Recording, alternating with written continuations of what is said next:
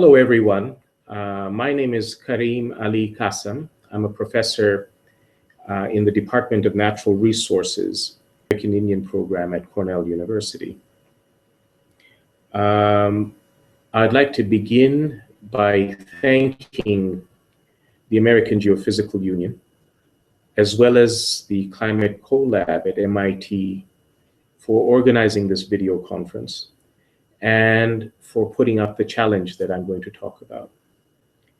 The issue is about building anticipatory capacity for climate change at the level of the village and at the level of the community. Just like Arctic communities, indigenous mountain communities, mountain societies are at the vanguard of climate change. And these communities are experiencing variation in weather patterns and unusual climate events that is causing dramatic instability. And the lack of predictability that comes from this instability is causing significant anxiety. And this anxiety has a direct impact on livelihoods and food systems. And it is not just the impact on a small community or on a village. We have to keep in mind that these villages are part of a wider system where they're connected to communities upland and lowland and are providing for food systems and are receiving and integrated in ecological services. And so it is the kind of impact that we're talking about is much wider and much more regional. Now, what specific region of the world am I talking about? I'm talking about the Pamir Mountains of Central Asia. These include regions of northern Pakistan, southwestern China, and specifically the mountainous regions of northern Afghanistan and all of Tajikistan. This area is tremendously rich in biological diversity, and it is equally rich in cultural diversity. And if you would pardon the expression, this region is pregnant with renewable and non-renewable resources, from oil and gas to lithium, uranium, to hydropower, and therefore key strategic resources that the globe needs are found in these regions. Now, over thousands of years, the people in the Pamir Mountains, specifically farmers and herders, have integrated their activities with their ecological surroundings. And they have measured time with respect to phenological signs, such as the flowering of certain plants, arrival of a certain migratory bird, or the appearance of a particular insect. So these phenological signs have been integrated into their activities. But under the Soviet system, these calendars were suppressed and fell into disuse. However, our research for the past 10 years is indicating that these ecological calendars over time in the past facilitated anticipation for climatic change, for seasonal change. And we believe that these ecological calendars can also help anticipate climatic change in the future.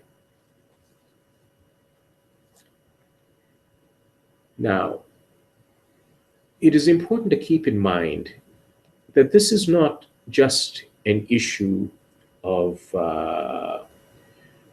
an intellectual challenge where we develop mechanisms to anticipate climate change. This is also an ethical issue because the communities, the regions of the world, such as Northern Europe, North America, and increasingly certain parts of Asia, are the parts of the world that contributed to climate change. And like the Arctic, mountain societies did not contribute to the anthropogenic influences that are causing the dramatic change that they are experiencing right now. So there is an ethical or justice dimension. And so these calendars are about complex connectivity. First of all, complex connectivity at a global level, where industrial societies, through their actions, have affected the ice caps both in the North and South Pole, are affecting glaciers, rivers, and streams, and weather patterns in mountainous regions, which in turn is affecting the animals, plants, and insects in those regions, which then are having a dramatic and immediate impact on mountain societies. So there is this global connectivity, this global complex connectivity. But the ecological calendars that we have been researching also are talking about complex connectivity at a very local level within the ecozones of mountainous areas. And that part of connectivity I'd like to describe for a minute. This context specificity that arises from these calendars are based on altitude or aspect or valley or ecological zone, and is even affected by the regions. And therefore these calendars are highly integrated within the habitat, within a specific habitat, and highly refined to that habitat. And that is a strength, because these ecological calendars that they have developed over the thousands of years are very context specific. But this also means that these ecological calendars are based on a particular niche and therefore vary from valley to valley and across ethnic and ecological boundaries. This also means that these calendars are very diverse. They are different. That tells us that these calendars are both adaptive and flexible. The highly adaptive nature of these calendars and the flexibility relative to their environmental conditions has implications. This means that there is opportunity to contribute, to intervene and revitalize these calendars because they are precisely adaptive and because they are precisely flexible. So in fact, the diversity in these calendars is not an intellectual challenge, but it is a strength because it helps us develop anticipatory capacity that is meaningful to a particular valley, to a particular village in a very real and immediate way. So the challenge that the American Geophysical Union, as well as the Climate Collab at MIT, has created is to suggest that climate science, with scientists and the informed public, could collaborate with the indigenous communities in these regions through our research to update and recalibrate these calendars. And this is a very exciting challenge because that means through this interaction, we can potentially develop anticipatory capacity over the long run. When this seminar was set up, and as we were trying to set up the webinar, we were busy deciding time, who would have time on which day. We were thinking of time as a commodity. But if we're thinking about addressing ecological calendars, when we talk about ecological calendars that are based on intimate connectivity with one's habitat, based on phenological signs, we have to abandon the notion of time as a commodity. We have to think of time as relative and as flexible to a specific ecological context.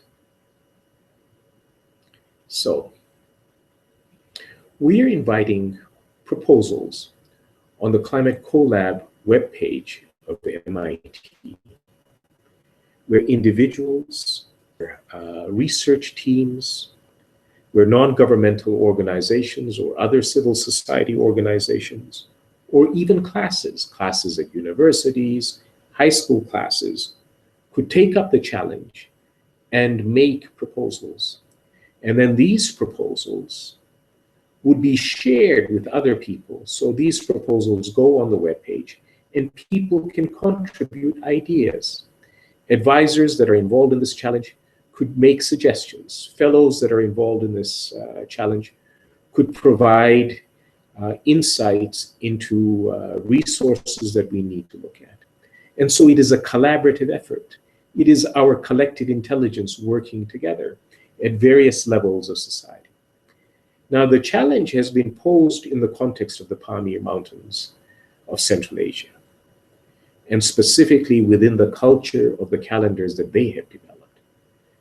But from Kentucky to Ethiopia, from the Pamirs to Peoria, humanity has used ecological calendars. So the proposed contributing will be immediately relevant to the Pamirs and will be significant in terms of addressing this challenge. But they will be equally relevant if we're talking about the Andes, if we're talking about the Simien Mountains in Ethiopia, or if we're talking about the Caucasus in Central Asia.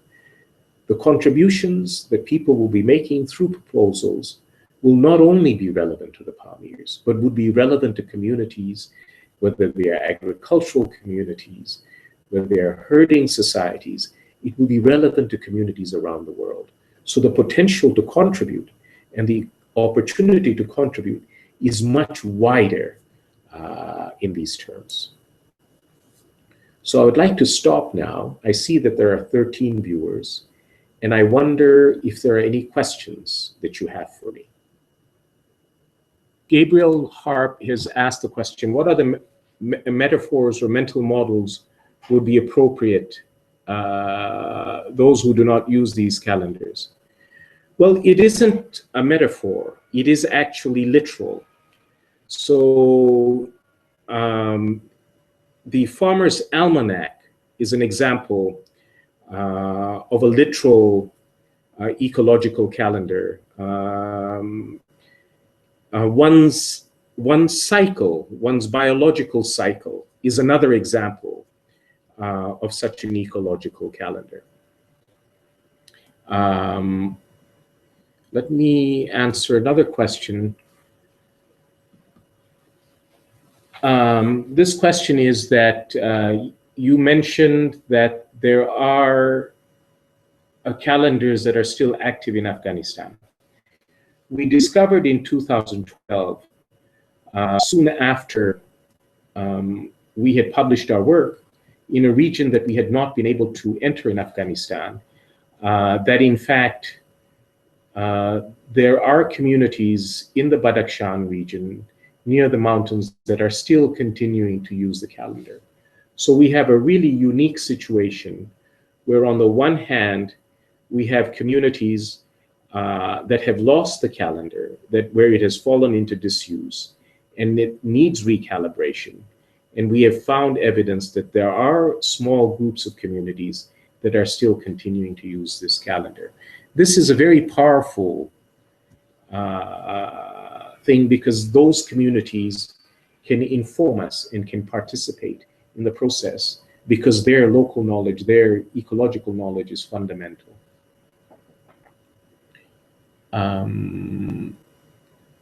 There is another question by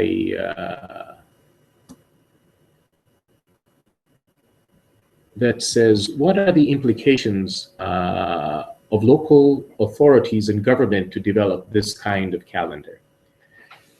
So you have to understand that we are dealing in a region of the world where there are tremendous challenges, both in Afghanistan and Tajikistan.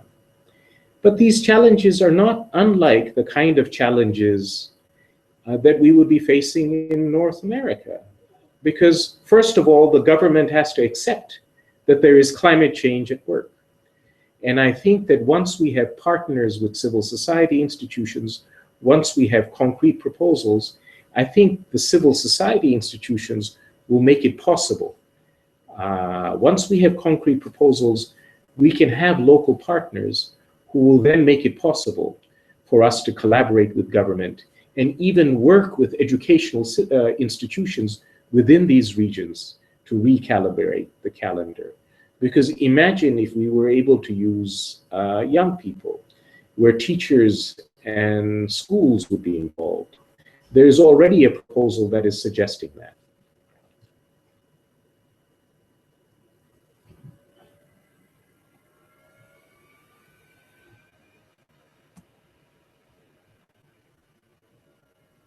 So there is another question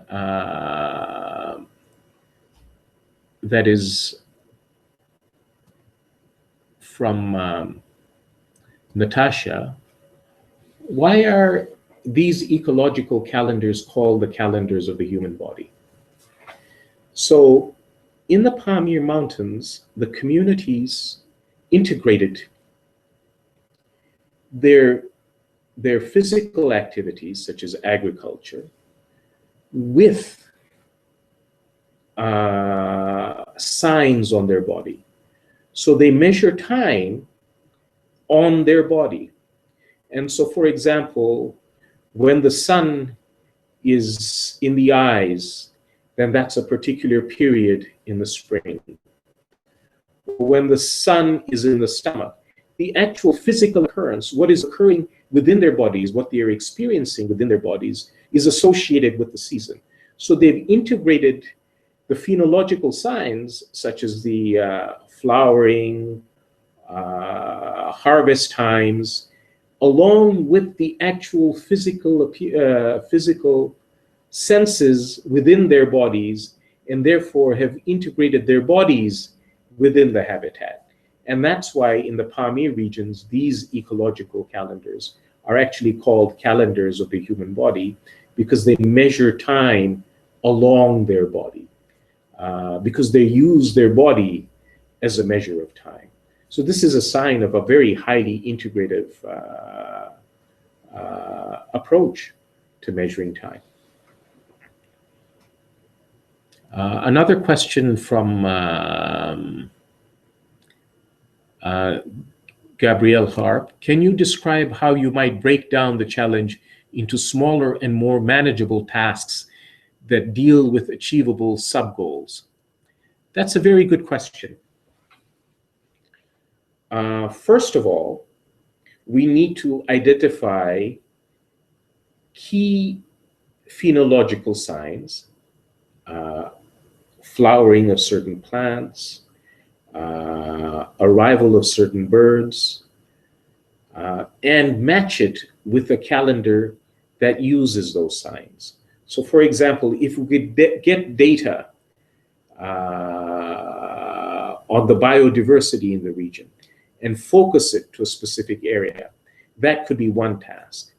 Another task could be, who would we engage in participating in recalibrating the calendar? So for example, we could build a link to a civil society organization that has a proposal, and with the schools that they are working with. And then when we combine the data from the plants and from related to migratory birds, and combine it with activities that are undertaken in school, these could be various elements of a way to revitalize a calendar in a specific region. So there are these elements that can be brought together. And once we start getting proposals, we can identify specific elements that could be broken down precisely into those manageable sizes. There's a question from S. Staples that says, when the communities asked to revive the calendars, those who no longer use them, did they mention any ideas of how they would like the calendars to appear? The form, how would they like to adopt them for their current use in their daily lives in terms of functionality? So first of all, let's not think of the calendar as a product. Like every Christmas, I get a calendar from my friends. It tells me about the events that their family did in the previous year, and we put it up on our wall. That is a calendar that is a product. We need to think about calendar as a process. So when we are thinking about it as a process, remember that they integrated that process into their bodies. So they would like to use the calendar specifically to anticipate harvest times, to anticipate seeding and plowing times. That's where they're having the lack of predictability. So when we're thinking about the calendars and when they're talking about the calendars, they're talking about the calendars as a process in which they are engaged in activities. It is not just a calendar that is a product that we put up on the wall or that we put up on a shelf. These calendars are a process. So as we are contributing, as we are revitalizing the calendars, we are actually working together with them in doing that, because that's the process.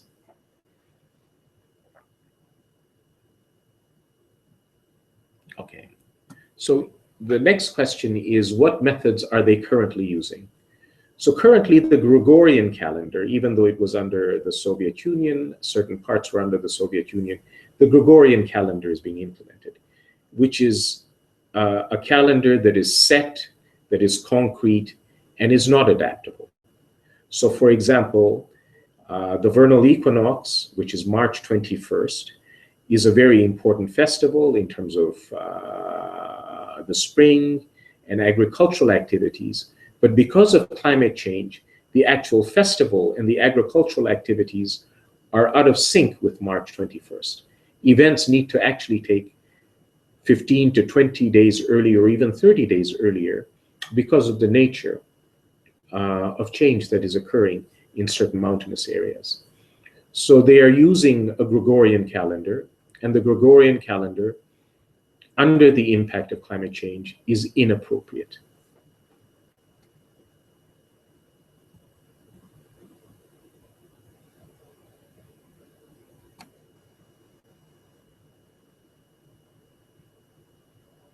Okay. There's a tough question from Lori Ashley. Do you have any additional guidance as to the type of proposals you would like to see, i.e. focused on new data collection versus using existing climate data, etc.? So first of all, let's understand that in the 1990s, according to my colleagues who are climate scientists, that the 1990s we had clear recordable evidence, perceivable evidence of climatic variation in mountainous areas in Central Asia. That was the same time that the Soviet Union collapsed. So all the data, and the Soviets had very good records, had very good weather records. I have traveled in the Arctic, and we used to rely on Soviet records because they were very good. But after the collapse of the Soviet Union, an economic collapse, and the kind of instability that was in these regions, that data is not reliable. So in fact, we don't have we have huge data gaps for these regions, which did have monitoring stations, did have meteorological stations, but the data is not reliable. So there is a problem with the data, that's one. And these ecological calendars using phenological data from herbariums can help us fill in the gaps. So that's one. Two, in terms of filling in the gaps, we really need to look forward. So really,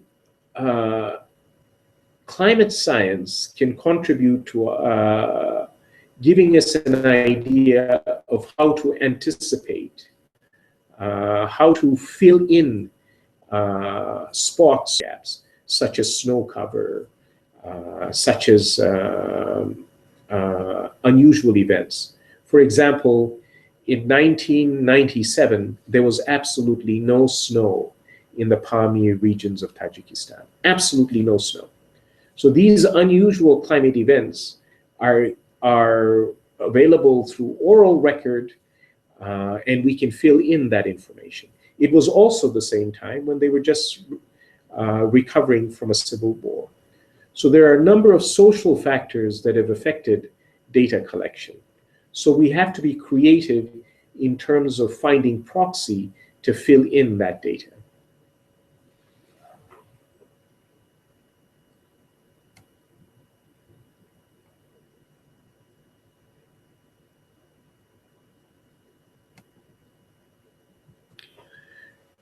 So how are communities that are, another question by Gabriel Harp is, how are communities that are actively using traditional calendars seen by other communities that are not using them?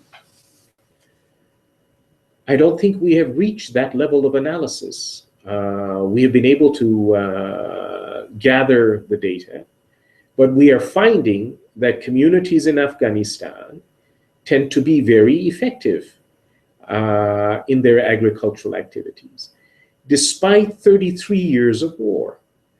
And so right now, what communities are looking at is what works. And they kept on, in regions where the calendar is not being used, they kept on pointing out to us when we began our research in 2006 that we had a mechanism to predict. We had a mechanism that provided stability. And if only we could revitalize that mechanism, we would be able to provide ourselves some stability so that we can anticipate. Now, there is a nuance here, and there's a very important nuance that we need to keep in mind. When you predict, you assume that you know the future. When you anticipate, you say you are ready for the future. Under conditions of climate change, we cannot know the future, but we can create conditions where we are ready for the future. And that's why we're talking about building anticipatory capacity instead of building predictive capacity. Because climate change is so dramatic, we are in a no analog state. We cannot know the future, but we can anticipate it. We can be prepared for it. And that's one of the mechanisms, that's one of the reasons why we're proposing to look at these ecological calendars that are both relevant in the Palm Years, highly relevant in the Palm Years, but they are equally relevant in other regions of the world.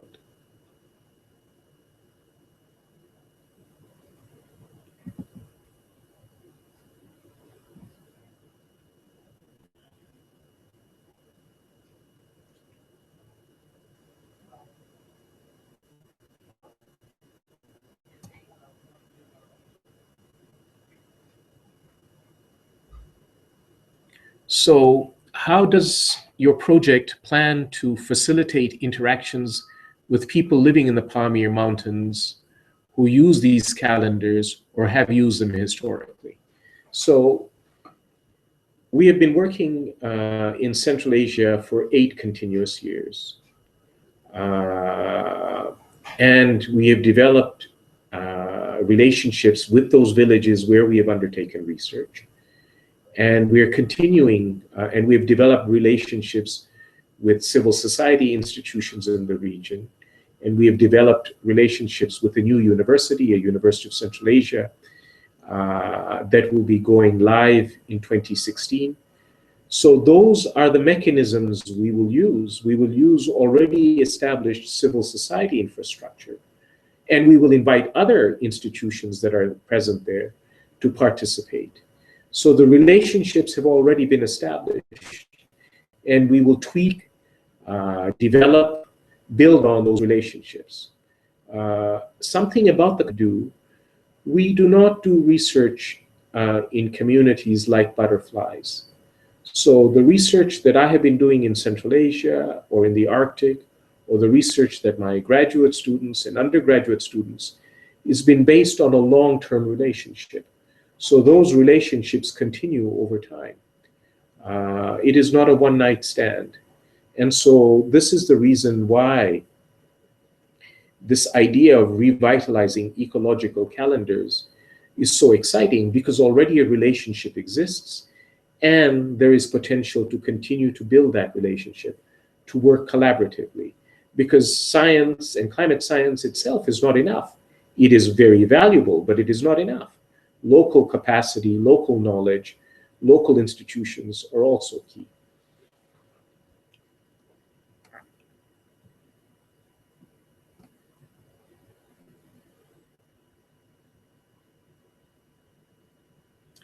do any of the communities, a question is, do any of the communities currently have access to seasonal forecasts, meteorological data, etc., from the Met agencies? Very good question. These communities, even though they are in the mountains, are very much part of the 21st century. So they do have access to communications technology. People have cell phones. Of course, the cell phone towers have to be effective, and the companies that are providing the resources have to be effective. But they do have technology, and they are connected.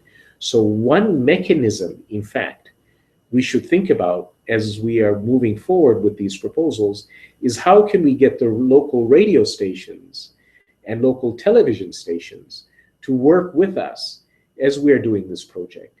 And yes, there is news reporting, but the kind of weather channel that we envision in North America is not something that is culturally present there.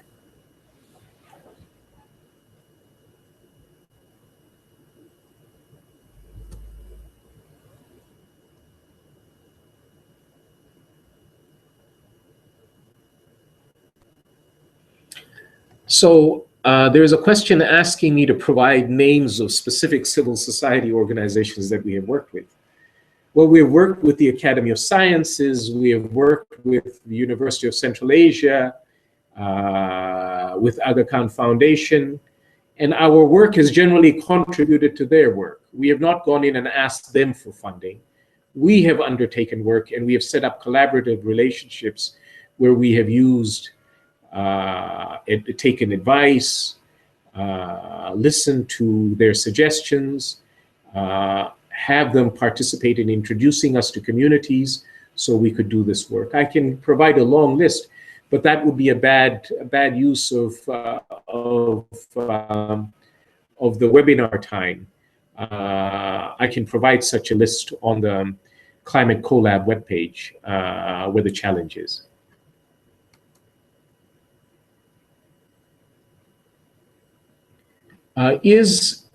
Is the word of mouth the primary mode of communication for the traditional calendars? Are there other modes of communication, virtual modes? So historically, the calendar has been passed down, and somebody from the village is the one in charge of measuring time for the rest of the village and informs the farmers to start measuring time with respect to their land. But now we are in a different age. We have cell phones. People have cell phones. There is television. So I think that these communications technology can be weaved in to proposals of how these calendars can be integrated. So both word of mouth and communications technology are at work here, and these possibilities exist.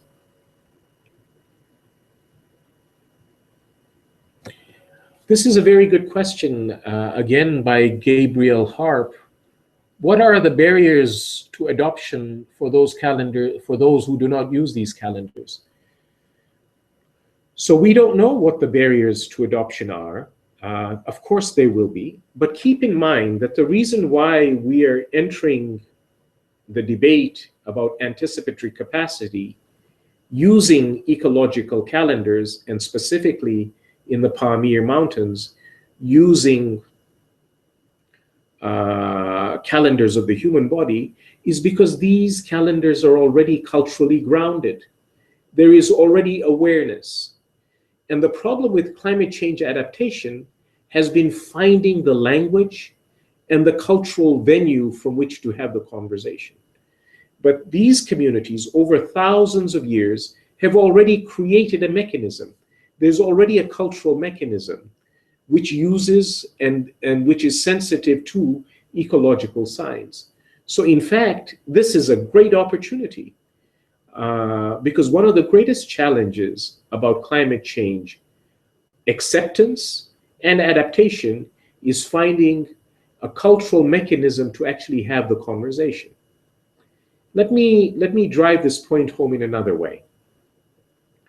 In the United States, there are certain political leaders that privately admit that yes, indeed, the climate science is clear, climate change is underway, and it is dramatic. But they will never publicly admit it because they will lose their seats. Now, why is that an issue? That's an issue because their constituency has not been approached in a manner, in a language, in a cultural context where a conversation about climate change can take place meaningfully. And while we may blame the political leaders and we may say derogatory things about these constituencies, really the responsibility rests on scholars in finding a language by which they can communicate with to the public, by which they can ground their ideas, their hard work in climate science, in the cultural context where it needs to be delivered.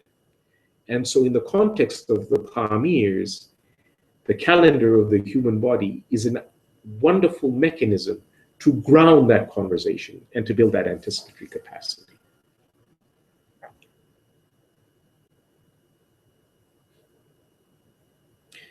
A question from Staples. What safeguards are in place to ensure we're not forcing a system on communities that they do not want? What kinds of expressions of interest have they made? Well, actually, it was the communities that asked us to look at climate change. I'm particularly of climate change rather depressing.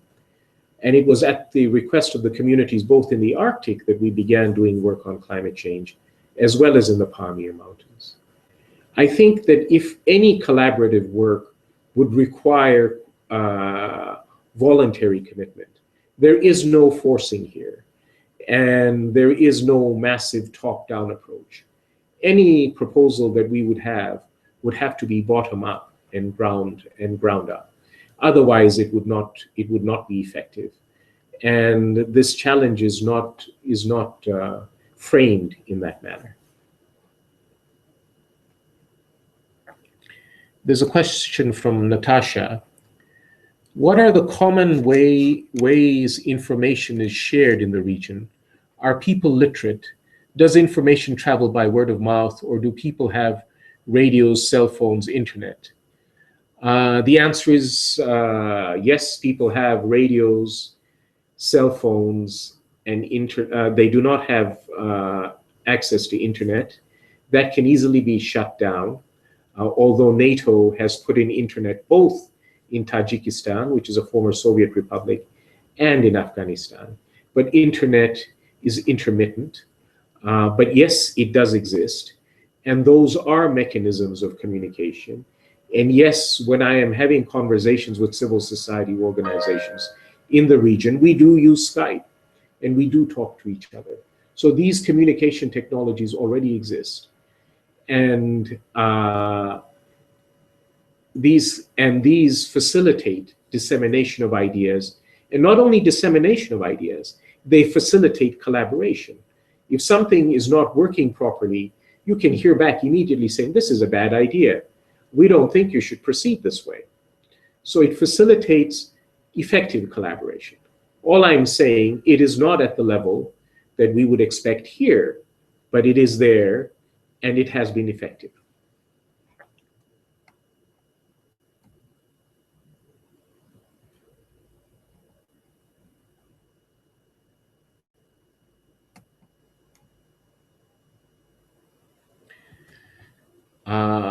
There's a question. Some of the climate issues listed in the contest that the Pamirs face include flooding and landslides.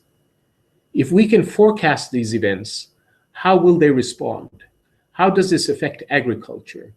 Is the main concern with these events getting people to safety? So let's take a step back and understand that climate change is already occurring on existing social stresses and biophysical stresses. These regions have undergone dramatic social change. There is tremendous economic change. These areas are facing an economic crisis, an environmental crisis, and an energy crisis. And so life was not hunky-dory. On top of that, we now have climate change. So climate change exacerbates existing crises and makes them even more deeper and even more stinging. So when we're able to anticipate, when people are ready to anticipate, whether it is a flood or an avalanche, then instead of it being just a hazard, it becomes a disaster, because a disaster is a social construct. It affects all of society. But when we anticipate, what we're saying is, people are saying we are ready for the future. We don't know exactly what it is, but we are ready for it. So this not only facilitates safety and moving people to safety and saving lives, but it actually allows for preparation for the entire food system. So recognizing that avalanches are part of the new normal, that increasing landslides are part of the new normal. So how will our architecture change when we're building villages, when we are constructing homes? One of the most dramatic impacts of climate change is the change in the nature of precipitation, from snow to rain, change in the intensity of precipitation, having rain over a longer period of time to that same amount of rain delivered within a very short passage of time. So developing this anticipatory capacity based on ecological and biophysical science allows people to be prepared and to define the new normal.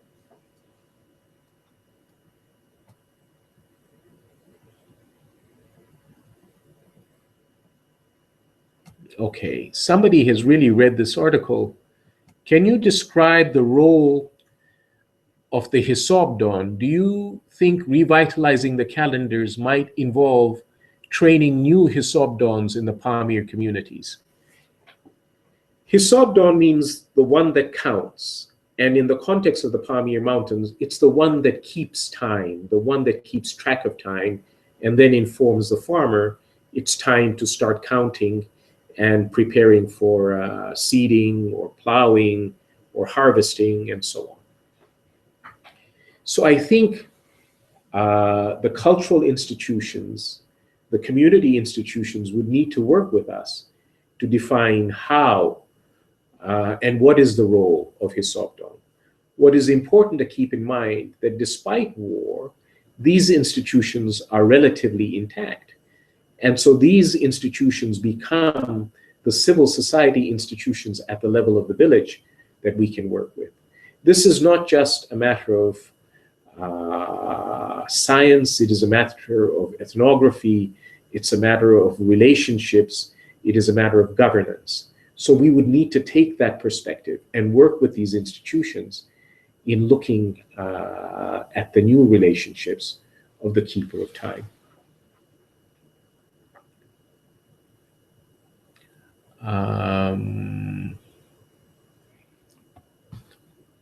I think I have answered most of the questions. There's a question here, I think from John F. Kennedy, Environmental Service, JFK. I don't know what JFK means. Let me just look at the question. Without long-term data trends, how would the short-term variability be handled when creating the new ecological calendars? I don't know. I don't know. That's the challenge. That's the challenge of climate change all over the world. But we can't let that challenge create debilitating anxiety. We need to start with something and saying, okay, this is what we think the trend will be. And then work with the community and see if it is the trend. And there, young people would need to be involved. from institutions that are working on these, on working in collaboration with these communities. And we would have to figure out if these trends are actually accurate or they're not accurate, because we are in a no analog state. One of the problems with climate change is that we are in a no analog state. We have not faced this situation before, and the change is rapid. And so the issue is, how do we build anticipatory capacity? So that's the challenge. You ask a very good question. That's the challenge.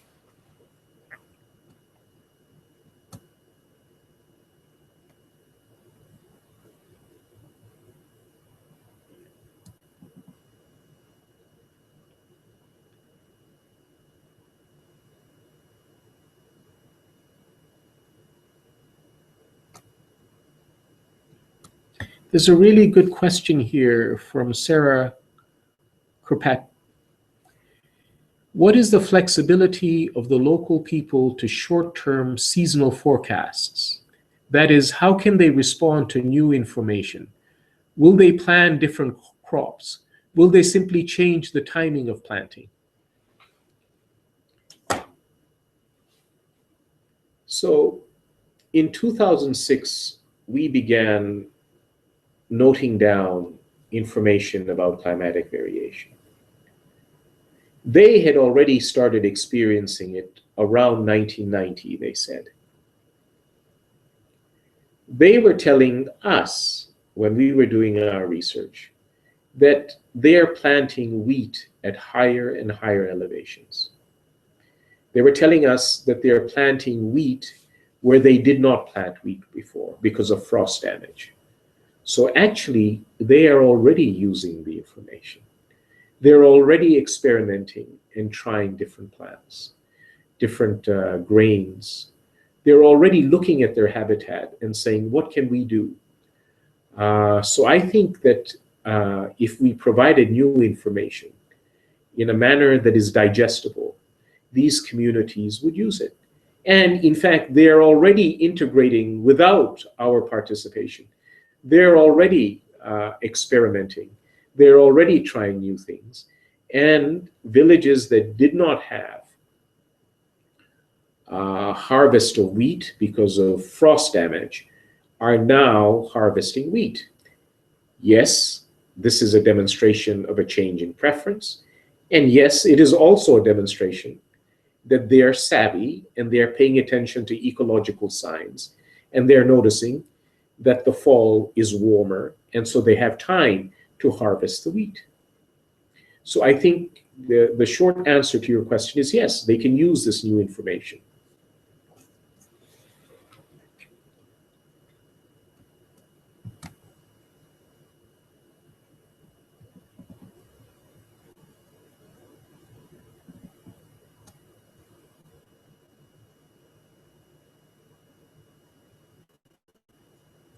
This is a question from S. Staples.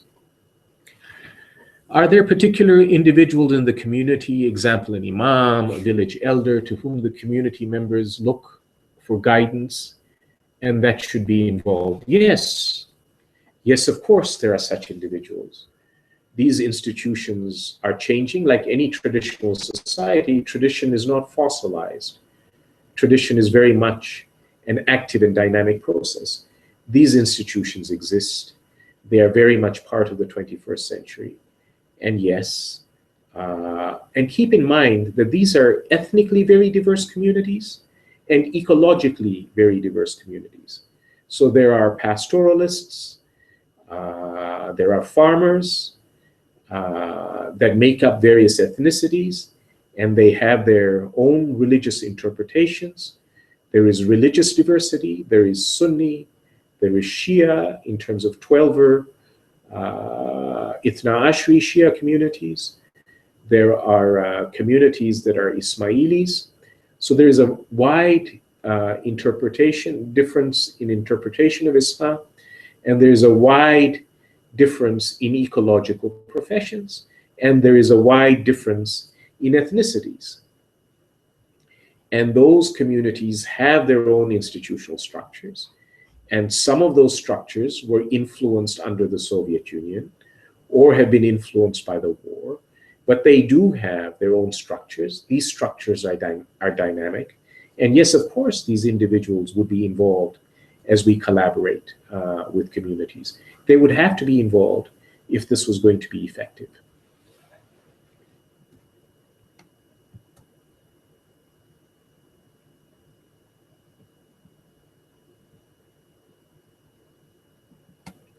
This is also a really interesting question from Marla Panko, which is, do they use the body calendar only for agriculture or some other activities, cultural, societal? That's the point. These ecological calendars are so intertwined, or historically have been so intertwined within the system, that they are markers of religious festivals, they are markers of other kinds of festivals, they are markers of agricultural activity or pastoral activity, they are markers for the individual to actually take some time away and engage in personal reflection. They are markers of various activities. And so the socio-cultural is embedded in the ecological. The socio-cultural is not outside of the ecological. And so these calendars are very powerful, are very meaningful. And you know, in Kentucky, in parts of rural Canada, in the prairies, similar types of ecological calendars were very much part of the cultural ambiance and the cultural sensitivity. And this is very much true of these ecological calendars.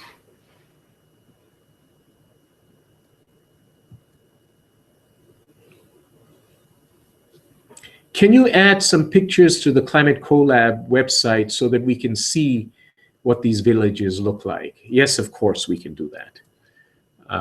Yes, of course we can do that.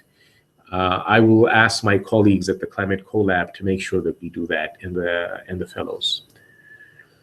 What is the role of women in dissemination of the calendar information? Can they participate in agricultural activities, deciding on their own the timing if the men are missing? Well, this is again a very relevant question, the role of women.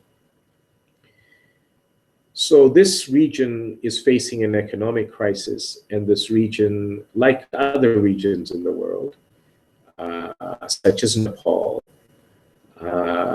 such as certain regions of India and Pakistan, certain regions in Latin America and South America, the men leave to find jobs.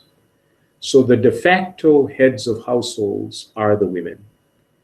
The de facto heads of households are the women. And in fact, our research, our initial research is indicating as a result of climate change, the burden on women is stunningly unacceptable because of the kind of stresses it puts on them. So if the women are the de facto heads of households, then we will need to think about ecological calendars, and we will need to take into account very much the burden that is being placed upon them as we develop mechanisms of how these calendars can be applied, because in agricultural activity. In Tajikistan, men go away to Russia. In Afghanistan, men go away for shorter periods of time to Iran or Pakistan for employment, or they may simply go to the lowlands to find work while women are at home. So women are the de facto heads of households, and they are the backbone of the food system there. And I'm not just talking about the domestic role, I'm talking about the production of food itself and the distribution of food.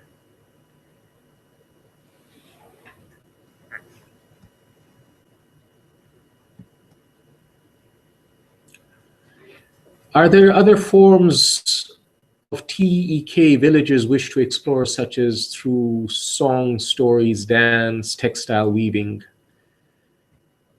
Yes, indigenous knowledge is knowledge. It is human knowledge. First and foremost, it is knowledge produced by human beings in a specific environment. Just like science is diverse and not homogeneous, indigenous knowledge is diverse and not homogeneous and varies between gender, varies between age, varies between ethnicities, varies between income groups. And like any, takes many forms. And these forms exist. The question is from Lori Ashley, so does it seem that the current use of the ecological calendars in Afghanistan is effective in the context of increased variability? This question is really a very good question, and my colleagues in the biophysical sciences asked me that same question. It is conceivable that there is so much variability that we don't know, that it is variability to an infinite level that we cannot anticipate. Let's take that worst case scenario. Let's say that there is so much variability, but the ecological calendars would have allowed us to address the question of adaptation and variability because we would have tried. So if that scenario occurs maybe 100 years from now, that's possible. I don't know the answer because I don't know what the impact of climate change is. But remember, our evidence is indicating that at least for 500 years, and we suspect that actually for a minimum of 1,000 years, diverse mountain communities in these regions have used such ecological calendars. We found ancient manuscripts, we found Russian ethnographic data, and our own interviews indicate that. Surely, in that period of time, there would have been climate change. Climate does change. Humans modify their ecosystem. Now, the intensity of variability is increasing, but these calendars adapted. And so, is there a scenario where we can envision that the calendar becomes irrelevant because there is so much change? Yes, that is possible. But I don't think that should stop us from trying, because we need a first place to start to look at a way to anticipate climate change. And this is an effective mechanism grounded within the culture and one that has worked historically. So it has withstood the test of time, even under war and Soviet influence, because we have found examples of calendars that are still working in Afghanistan. So I think I have answered all the questions. There's nothing more to add. I'd really like to first thank you, the viewers. I see that there are still 10 viewers listening, 11 viewers. I'd like to thank you for taking the time, because this is not just exciting, it is an ethical imperative. It's a way of contributing. And all of us from our different fields, from our different backgrounds, have a small piece that we can contribute and work with communities. So I would like to thank the viewers. Unfortunately, I can't see you, but I'd like to thank you for your questions and for participating. I also would like to thank the American Geophysical Union, as well as the Climate CoLab at MIT for making all of this possible. And I encourage you individually, as teams, as informed citizens or as scholars, as civil society organizations, to participate in this challenge, because this challenge is not only relevant to the Pamir Mountains, where we have contextualized it, this challenge is relevant to human societies all over the world that use ecological calendars. So thank you, and I wish you well, and I look forward to seeing your proposals. Be well and thrive.